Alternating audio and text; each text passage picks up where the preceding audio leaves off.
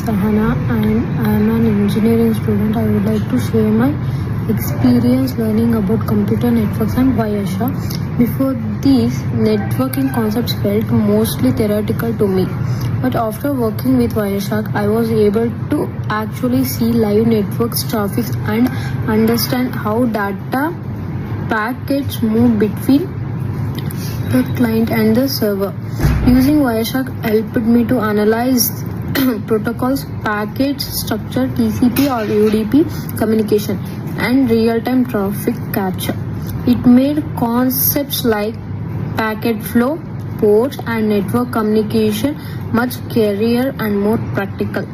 What I like most is that it gives hands-on exposure on networks, monitoring and troubleshooting, which is very important in cybersecurity and network analysis. This experience improved my practical and theoretical understanding of networks, increased my interest in cybersecurity tools. I strongly recommended learning Wireshark and network analysis for students who want real-world technical skills. Thank you.